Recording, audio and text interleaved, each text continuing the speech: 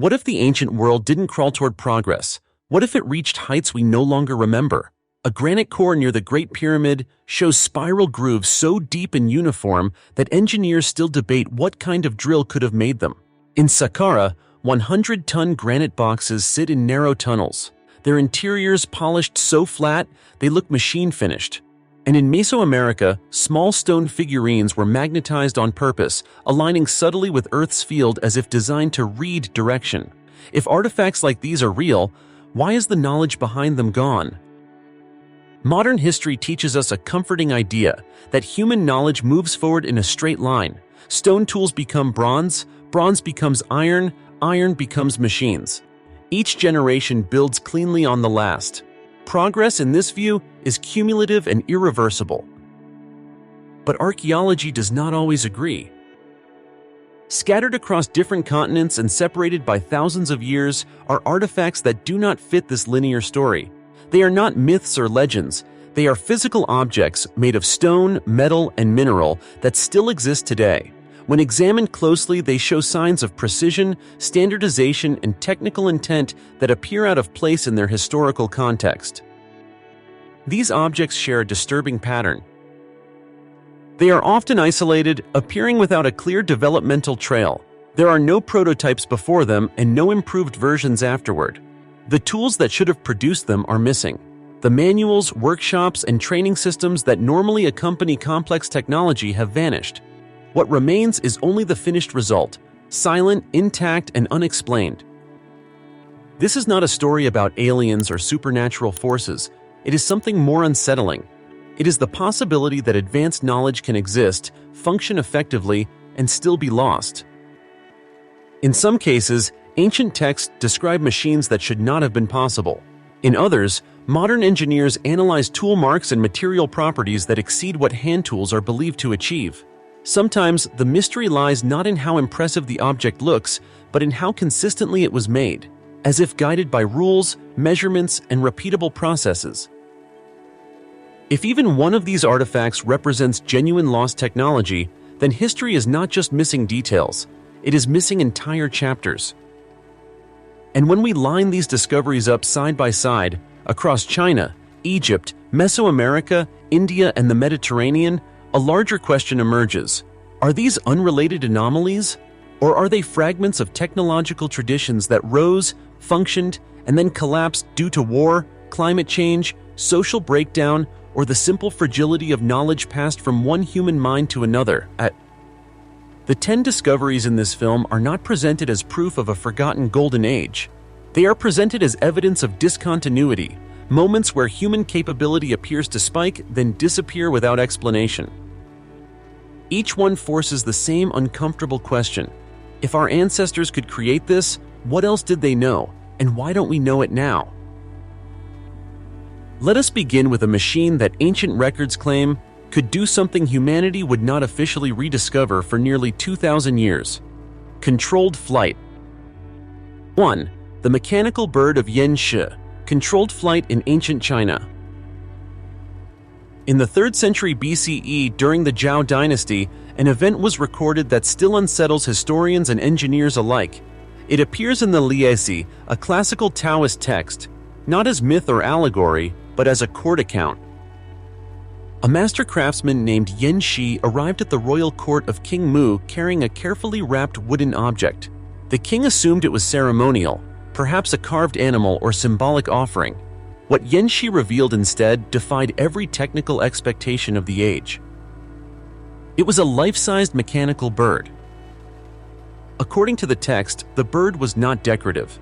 When placed on the ground and adjusted by its creator, it lifted itself into the air, stabilized its body, circled the courtyard, altered its wing positions mid-flight, and returned smoothly to its starting point. This was not a passive glider carried by wind. It was described as powered, controlled, and repeatable. At a time when even basic aerodynamic principles were unknown, this object behaved like a machine designed with them in mind. Shocked, the king ordered the bird to be dismantled immediately. Court scribes documented what they found inside. The interior contained a complex mechanical system: gears, joints, levers, axles, and interlocking components arranged as a unified assembly. The language used to describe it closely resembles how we would describe mechanical automation, not sculpture. Even more unsettling, the text states that Yan Shi had built other machines as well. Some were humanoid automatons capable of walking, bowing, and performing coordinated gestures. When one of these was taken apart, its interior revealed carved wooden structures resembling tendons, organs, and articulated joints, a form of mechanical mimicry far closer to primitive robotics than ritual art. And then the record ends. There are no surviving examples, no workshops, no schematics, no technological descendants. Chinese engineering history resumes its expected path as if this episode never happened. This creates a problem that cannot be dismissed easily. The Liezi is not a single outlier text. It belongs to a broader philosophical tradition that records natural phenomena, tools, and observations with surprising precision. If the mechanical bird was symbolic, why describe its internal structure in such detail? If it was fictional, why frame it as a court demonstration rather than a parable? And if it was real, the implications are profound. Controlled flight requires an understanding of balance, lift, weight distribution, and mechanical coordination. These are not accidental achievements. They imply systematic experimentation and repeatable knowledge. Yet none of that knowledge survived. The mechanical bird of Yan Shi stands as a perfect example of a technology that appears fully formed, then vanishes, a peak without a slope, a machine without a lineage. If such a device could exist once and disappear entirely, the question is no longer whether ancient people were capable of advanced engineering. The question becomes, how much has already been lost? And this is only the first case. 2. The Quimbaya aerodynamic gold objects, flight without a flying culture. Deep in the burial sites of Colombia, archaeologists uncovered a collection of gold artifacts created by the Quimbaya civilization, dating between 300 and 1000 CE. At first glance, most of these objects appeared familiar: stylized animals, insects, and ceremonial figures typical of pre-Columbian metalwork. But mixed among them was a small group of objects that did not resemble anything alive. They were compact, symmetrical, and unmistakably engineered. These gold figures featured swept-back wings, vertical tail fins, clearly defined fuselages, and stabilizers aligned in a way that biological creatures do not possess. For decades, museums labeled them as stylized birds or abstract insects, yet no species, real or mythological, matches their structure. The turning point came when aeronautical engineers examined the artifacts, not as art, but as shapes. What they found was unsettling. The proportions were precise. The wings were angled correctly for lift. The center of mass aligned exactly where stability would require it. Nothing about the design was random. In the 1990s, engineers built scaled-up models of several Quimbaya objects. They made no corrections, no aerodynamic optimizations, and no modern improvements. The models were then tested in wind tunnels and open-air conditions. They did not tumble, they did not stall, they flew. The models demonstrated stable lift and controlled glide characteristics comparable to modern lightweight aircraft. This was not accidental aerodynamic behavior. It was functional performance. Chemical analysis added another layer of complexity. The gold alloy used in these objects differed subtly from other Quimbaya pieces, suggesting either a specialized metallurgical process or a distinct cultural purpose. Even more puzzling, nearly identical objects were found in burial sites separated by large geographic distances, yet they followed the same aerodynamic principles. That consistency matters. Artistic symbolism varies widely across regions and artisans. Engineering standards do not.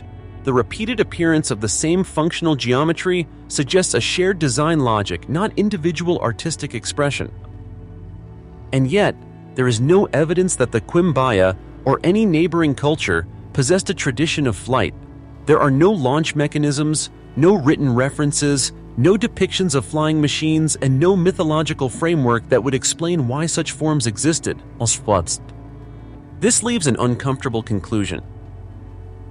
These objects look less like representations of animals and more like miniaturized models, objects designed by people who understood how air behaves around shaped surfaces, even if they never left behind a flying machine. If that understanding existed, it did not survive. The Quimbaya aerodynamic objects are not mysterious because they are beautiful. They are mysterious because they are technically coherent and because the knowledge required to create them vanished without a trace. If flight principles were known here even in fragmentary form, then the history of human aerodynamics may be far older and far more fragile than we assume. And as strange as these golden aircraft appear, the next discovery suggests that ancient engineers may have understood something even more invisible than air. They may have understood magnetism. 3. The magnetized Olmec figurines, knowledge of Earth's invisible force. In the humid lowlands of ancient Mesoamerica, long before compasses appeared anywhere in the world, the Olmec civilization carved a series of small basalt figurines that seemed unremarkable at first. They were simple in form, human-like shapes with minimal detail, lacking the ornamentation typical of ritual objects. For decades, they were cataloged and stored with little attention. That changed when geophysicists examined them using modern instruments. What they discovered should not have existed in any society of that period. Each figurine had been deliberately magnetized. Not randomly, not unevenly, but with precise magnetic hotspots placed at the same locations on every figure: the forehead, the top of the head, and the navel. The polarity pattern was consistent across multiple artifacts, even those found at different sites. When placed on a flat surface, several of these figurines rotated slightly and aligned themselves with Earth's magnetic field. They behaved like primitive directional instruments. Basalt can become magnetized naturally, but natural magnetism is chaotic. It does not repeat in the same locations across multiple objects. To achieve this effect intentionally, the stone must be heated and cooled in controlled cycles, a process similar to how stable magnetism is induced today. Testing confirmed exactly that. The magnetic signatures indicated deliberate thermal manipulation, not accidental exposure to lightning or volcanic activity. This places the Olmec figurines between 1200 and 400 BCE, nearly 1,000 years before magnetism is formally recorded in ancient China and long before any known navigational use in the Americas. There are no Olmec texts describing magnetism, no tools designed to measure it, no evidence of compasses, maps, or navigational systems. Yet the artifacts themselves demonstrate repeatable, standardized magnetic design. Standardization is the key problem. Discovering magnetism once is plausible. Repeating it with precision across multiple objects implies knowledge, testing, and technique. Someone understood not just that stone could be magnetized, but how to do it reliably. And then that knowledge disappeared. No later Mesoamerican culture shows comparable magnetic manipulation. The technique does not evolve, it does not spread, it simply ends. The Olmec magnetized figurines confront us with a difficult reality. Entire branches of scientific understanding can be discovered, applied, and then erased, leaving behind only silent objects that still respond to forces their makers once understood. If ancient engineers could harness something as invisible and abstract as magnetism, then the limits we place on early science may say more about modern assumptions than ancient capability. And magnetism is only one invisible force. The next artifact suggests ancient builders may also have mastered something far more physical: the ability to cut one of Earth's hardest stones with machine-like precision. 4. Petrie core number 7. Machine-like drilling in ancient Egypt. In the late 19th century, British Egyptologist Flinders Petrie uncovered an object near the Great Pyramid that would later become one of the most controversial artifacts in Egyptian archaeology. At first glance, it appeared ordinary, a cylindrical core of granite, likely a byproduct of stone drilling.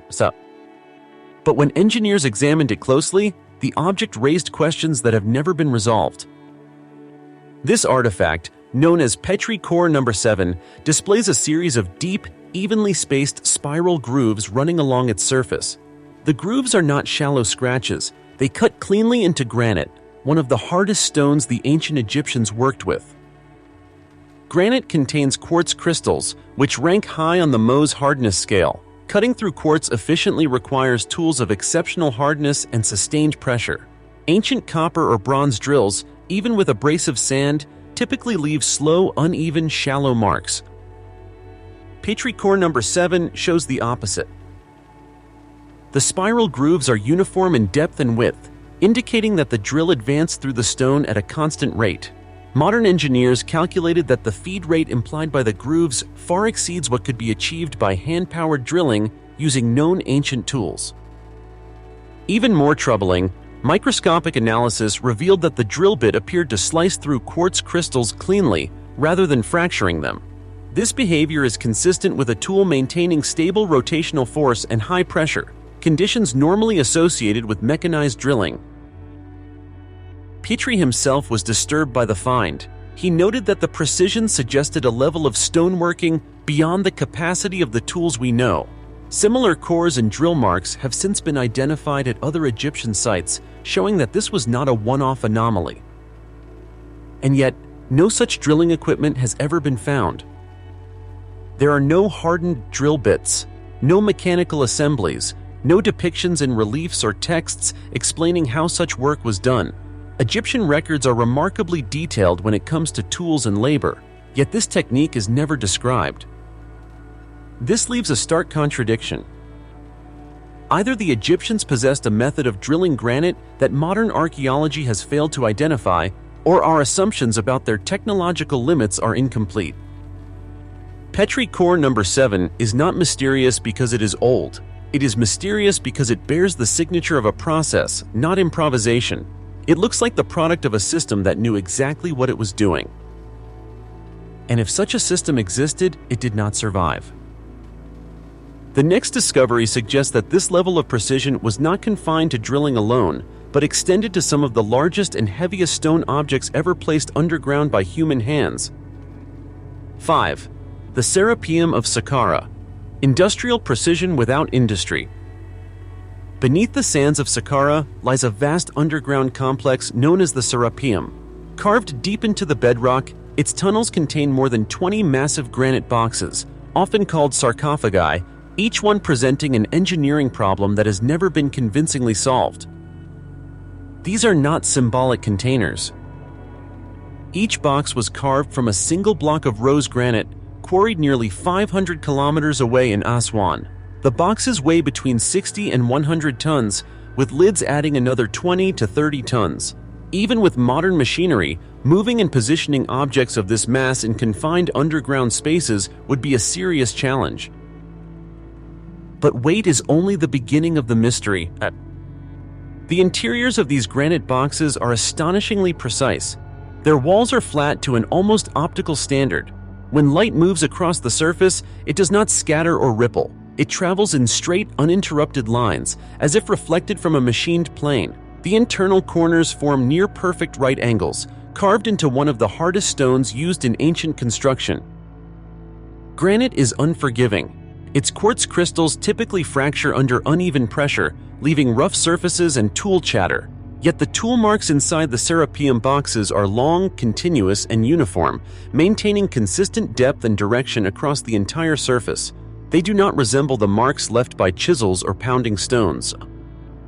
They resemble the output of a stable, high-force cutting process. Then there is the problem of placement. The tunnels leading to the chambers include turns, bottlenecks, and narrow passages that would make it impossible to move a 100-ton box into position after construction. The chamber walls show no signs of widening or modification. This indicates that the boxes must have been placed before the tunnels were sealed, yet no ramps, cranes, or lifting systems capable of performing such a task have ever been identified. Every box follows the same standards of size, finish, and alignment. That consistency matters. It suggests planning, measurement, and repeatable technique, not improvisation. Whatever process was used, it was not experimental. It was confident. Traditional explanations identify the boxes as ceremonial containers for the sacred Apis bulls. But ritual purpose does not explain the level of precision involved. Religious symbolism does not require mirror-flat granite interiors accurate to fractions of a millimeter. Engineering does. The Serapeum boxes confront us with an uncomfortable possibility: that ancient Egypt possessed stoneworking and transport capabilities that exceeded what their surviving tools suggest. If those capabilities existed, they were later lost or deliberately abandoned. And when we step back, a pattern becomes clear. First, we saw evidence of advanced drilling. Now we see evidence of large-scale precision finishing and placement. These are not isolated skills. They belong to a system. If that system collapsed, it left behind monuments without manuals, objects so exact that they still challenge modern understanding, yet mute about how they were made. And Egypt is not the only civilization where lost material knowledge left its mark. The next discovery shifts from stone to chemistry, revealing a construction technology so durable that it has outlasted nearly everything built after it. Yet the method behind it was forgotten for more than 1,000 years. 6. Roman self-healing concrete, a formula that refused to die. Across the Mediterranean, the ruins of ancient Rome present a paradox. Harbors still stand against crashing waves. Seawalls remain intact after 2,000 years of saltwater exposure. Domes, piers, and foundations endure conditions that cause many modern structures to fail within decades. The secret is not Roman architecture alone. It is Roman concrete. Unlike modern concrete, which gradually weakens as cracks form and water seeps in, Roman concrete behaves differently. When fractures appear, the material heals itself. For centuries, historians assumed this durability was accidental. Only recently did material scientists begin to understand what was actually happening at a chemical level. Roman concrete was made using a precise combination of volcanic ash, aggregates, and an ingredient modern builders were taught to avoid: quicklime. When the concrete was mixed and poured, fragments of lime remained embedded within the structure. As cracks formed over time, water entered and reacted with these lime inclusions, triggering a chemical process that produced new crystalline growth. The cracks sealed themselves. Laboratory analysis confirmed that these reactions were not random. They followed predictable pathways that restored structural integrity, especially in marine environments where modern concrete degrades fastest. In effect, Roman builders had engineered a dynamic material, one that responded to damage instead of passively deteriorating. This raises a critical question. How did ancient builders understand a chemical process that modern science only explained in the 21st century? Roman engineers left behind extensive records, treatises on roads, aqueducts, and military construction. And yet, the exact formulation of this concrete was never fully documented. Over time, as volcanic sources changed, trade networks collapsed, and building traditions shifted, the knowledge faded. By the Middle Ages, the formula was gone. For more than 1,000 years, no civilization reproduced concrete with comparable longevity. Modern concrete, optimized for speed and cost, sacrifices durability and self-repair. Only recently have researchers begun trying to reverse engineer Roman methods, often with partial success but never complete fidelity. The most unsettling part is this: Roman concrete was not a miracle discovered once. It was used systematically and at scale across an empire. Which means it was teachable, it was repeatable, and it was trusted. And yet, when the social systems that supported that knowledge collapsed, the technology went with them. Roman self-healing concrete is a reminder that progress does not always fail because of ignorance. Sometimes it fails because knowledge requires continuity, and continuity is fragile. The next discovery takes us from chemistry to metallurgy, revealing a material so advanced that even with modern furnaces, its original method of creation remains elusive. Wootz steel, the metallurgical knowledge that disappeared.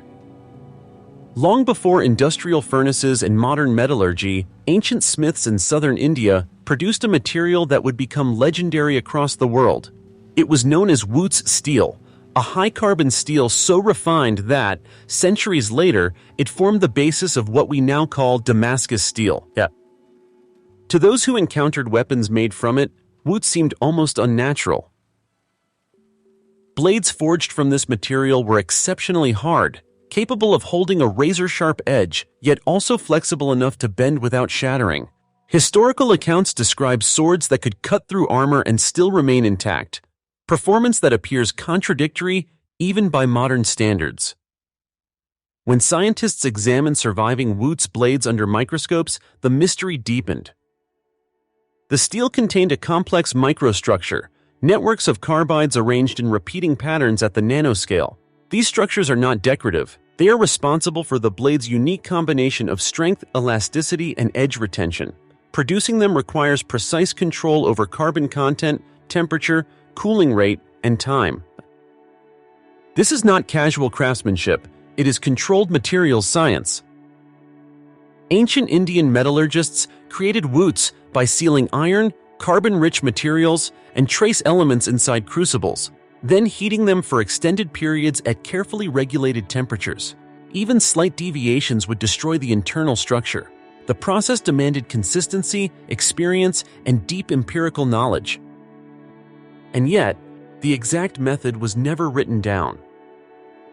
As trade routes shifted and political systems changed, the production centers disappeared. By the time European metallurgists encountered Damascus blades centuries later, the original Woot steel supply had already declined. Smiths tried to replicate the material, but without success. Modern laboratories have come close. Using advanced furnaces and analytical tools, researchers can approximate Woots-like structures, but perfect replication remains elusive. The original balance achieved by ancient craftsmen has not been fully restored. This presents a difficult truth. A civilization once mastered a metallurgical process that modern science still struggles to reproduce exactly, not because we lack intelligence, but because the chain of knowledge was broken. Woot's steel demonstrates that technological sophistication does not require modern theory. It requires continuity, skills passed from master to apprentice, generation after generation. When that chain snaps, the technology does not degrade gradually, it disappears. And if a material as tangible as steel can vanish from human capability, then more subtle technologies may be even easier to lose. The next artifact suggests that ancient civilizations may have also mastered something far more delicate than metallurgy, the ability to shape light itself. 8. The Nimrud lens, shaping light in the ancient world. In the ruins of ancient Assyria, among the remains of the city of Nimrud, archaeologists uncovered a small object that was easy to overlook. It was no larger than a coin and made of clear crystal quartz. At first, it was catalogued as a decorative inlay or ritual ornament. Closer examination revealed something else. The object was a carefully shaped lens. Known today as the Nimrud lens, it dates to around 750 BCE. Its surfaces are not irregular or accidental. They are intentionally curved, ground, and polished in a way that allows the crystal to magnify and focus light. When tested, the lens produces measurable optical effects consistent with deliberate design. This immediately raises a problem. Creating a functional lens requires more than shaping stone. It demands an understanding, whether theoretical or empirical, of how light bends, converges, and distorts when passing through transparent materials. The curvature must be controlled. The symmetry must be intentional. Errors of a few millimeters destroy optical usefulness. And yet, there is no surviving Assyrian text describing optics. There are no diagrams of lenses, no written explanations of refraction, no known optical instruments preserved from the same culture. If the lens was part of a system, the rest of that system is gone. What could it have been used for? Some researchers suggest practical applications, magnifying fine engravings, aiding precision craftsmanship, or starting controlled fires. Others point toward astronomy, using lenses to sharpen observations of the night sky. None of these possibilities can be confirmed because no optical assemblies remain. That absence is the core of the mystery. The Nimrud lens is not impressive because it exists. It is impressive because it implies infrastructure without evidence. A single lens is rarely useful on its own. Lenses belong to traditions, methods of grinding, standards of curvature, and intended purposes passed through practice. If such a tradition existed, it did not survive. The lens stands alone, detached from any known technological lineage. Like many artifacts before it, it appears fully formed, without a visible evolutionary path leading to it, or away from it. This forces a difficult conclusion. Ancient civilizations may have developed ways to manipulate light centuries before optics became a formal science, only to lose that knowledge entirely. When the context vanished, the object remained, mute proof of a capability we can no longer trace. And light is not the only medium ancient builders may have understood with surprising precision. The next site suggests they also mastered stoneworking at a scale and accuracy that predates agriculture itself. 9. Göbekli Tepe, precision stonework before civilization itself. High on a limestone plateau in modern-day Turkey stands Göbekli Tepe, a site so old that it rewrote the timeline of human history the moment it was properly excavated. Radiocarbon dating places its construction at around 9600 BCE, more than 6,000 years before Stonehenge, and long before the invention of agriculture, pottery, or metal tools. By every conventional definition, the people who built Göbekli Tepe were hunter-gatherers. And yet, what they left behind defies that label. The site consists of massive T-shaped stone pillars, some reaching 6 meters in height and weighing up to 20 tons. These pillars were not roughly hacked into shape. They were carefully carved, smoothed, and decorated with high-relief engravings of animals, foxes, snakes, birds, executed with clean lines and consistent depth. This level of workmanship presents an immediate problem. Carving stone at this scale requires planning, coordination, and sustained effort. The surfaces at Göbekli Tepe show intentional geometry, symmetry, and standardized proportions. The pillars were not placed randomly. They were arranged in circular enclosures with clear spatial logic, as if guided by architectural principles. Yet the builders had no metal tools, no draft animals, no wheeled transport, no permanent settlements. Even more puzzling, Göbekli Tepe does not appear to be the beginning of something. There is no gradual improvement from crude to refined. The earliest layers already show high technical confidence, and after several centuries of use, the site was deliberately buried. Not abandoned, not destroyed, intentionally covered. After that, the tradition vanishes. There are no later sites that refine the techniques seen here. No continuation of large-scale precision stone carving among nearby cultures for thousands of years. The skill does not spread outward, it disappears. This contradicts one of archaeology's deepest assumptions, that complex construction follows settled life, surplus food, and hierarchical societies. Göbekli Tepe suggests the opposite, that advanced organizational and technical capabilities can exist first, and that civilization may follow technology, not precede it.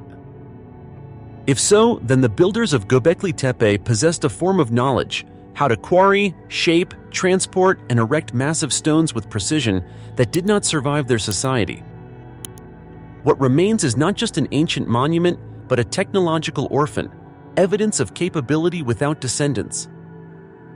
And if such a sophisticated tradition could arise before farming, only to vanish completely, then the loss of knowledge is not an exception in human history. It may be the rule. The final discovery brings this pattern to its most subtle form, one that leaves no obvious tool marks at all, but instead manipulates something far more intangible, sound itself. 10.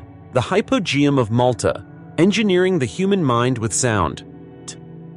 Beneath the surface of Malta lies an underground structure unlike anything else from the ancient world. Known as the Hal Saflieni Hypogeum, it was carved between 3600 and 3300 BCE entirely by hand into solid limestone. It is not a natural cave. It is a designed space, layered, intentional, and acoustically precise. At first, the hypogeum appears ceremonial. Chambers, corridors, and niches cut deep into the rock. But one room in particular changes everything. The so-called oracle chamber. When researchers introduced sound into this space, they noticed a remarkable effect. At a frequency of approximately 110 Hz, the chamber does something extraordinary. Sound waves amplify and propagate through the entire complex. A single human voice speaking softly at the right pitch can be felt as vibration throughout the body. This is not metaphorical.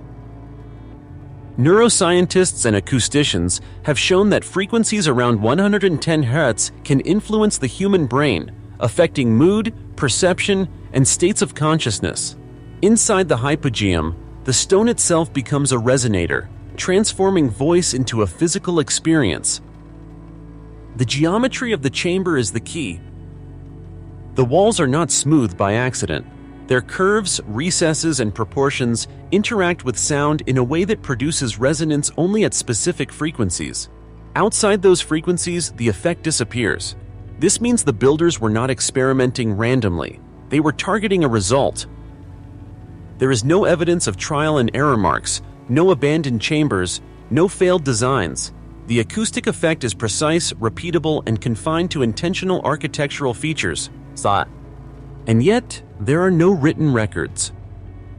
No explanations of sound theory, no traditions of acoustic architecture carried forward in the region.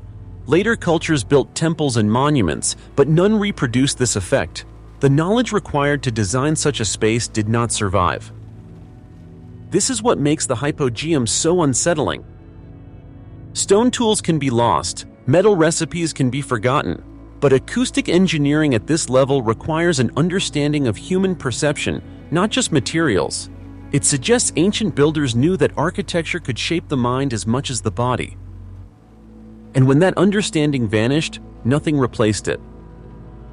The hypogeum stands as the final confirmation of a pattern we have now seen 10 times. Technologies can rise, they can function perfectly, and they can disappear so completely that only their outcomes remain. The fragility of human knowledge. When these 10 discoveries are viewed in isolation, they appear anomalous, curiosities at the edges of history. But together, they form a coherent message. Human progress is not guaranteed. Across continents and millennia, we see the same pattern repeat. A capability emerges. It is applied with confidence and precision. It produces results that still impress modern science. And then, for reasons we can only partially reconstruct, it vanishes. Not because it failed, but because the systems that sustained it failed. Knowledge does not live in objects, it lives in people, traditions, apprenticeships, and continuity.